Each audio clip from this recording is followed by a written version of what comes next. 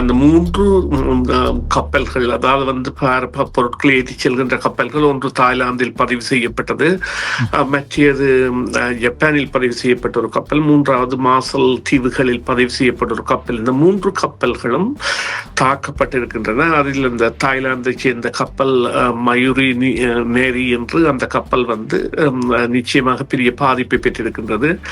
இருந்த பொழுதிலும் இந்த தாக்குதல்களை நடத்தியவர்கள் யார் என்பது அறியப்படவில்லை. இது உண்மையிலேயே ஈரான் தான் இந்த தாக்குதலை நடத்தி இருக்க வேண்டும் என்று கருதுகின்ற பொழுதும் ஈரான் இதற்கான உரிமத்தை கூறவில்லை.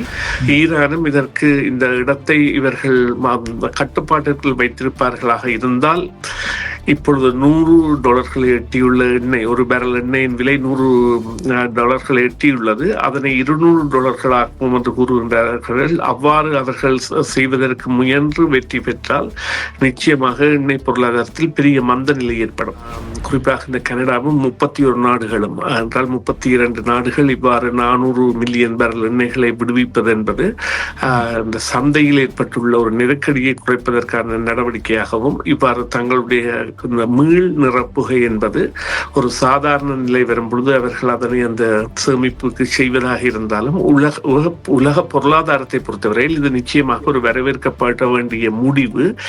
ஆனால் இது ஒரு சிறு காலத்திற்குரிய தீர்வு. இது ஒரு பெரும் காலத்திற்குரிய நீண்ட தொடர் தீர்வாக இருக்க முடியாது. தங்கியிருத்தல், அதாவது எண்ணெய்க்கான தங்கியிருத்தல் என்பதில் கனடா என்பதை விடுத்து அல்பர்டா என்று கூறுவதுதான் அழகாக இருக்கும். என்றால் அல்பர்டாவின் எண்ணெயைத்தான் இவ்வாறு கொண்டு செல்வதற்காகவும், இதன் காரணமாக அல்பர்டாவிற்கு வருமானங்கள் உயரப்போவதாகவும், அவர்களுக்கான கொடுப்பனவுகள் மற்ற மாகாணங்களை ஒத்ததாக அல்லது மற்ற மாகாணங்கள் அவர்களுக்கு கொடுக்க வேண்டிய ஒரு தேவை ஏற்படக்கூடியதான ஒரு நிலைமையை கட்டாயம் அரசாங்கம் ஏற்படுத்த வேண்டும். என்றால் அல்பர்டாவில் உள்ள 50% மேற்பட்ட மக்களுக்கு இது தொடர்பான ஒரு ஆதங்கம் இருக்கின்றது. தங்களுடைய பொருளாதாரம் கனடாவின் மற்ற பகுதிகளின் நன்மைக்காக பாவிக்கப்படுகின்றது என்று அதில் இருந்து மீள்வதற்கு இது உதவும். அத்தோடு கனடா ஒரு ஒன்றிணைந்த கனடா ஆகவும், இந்த அல்பர்டா பிரிவினைவாதம் என்பது மீண்டும் தலை தூக்காமல் இருப்பதற்கு அல்லது அதற்கான ஆதரவு குறைவதற்காகவும் அதனை செய்வார்கள் என்று நம்புவோம்.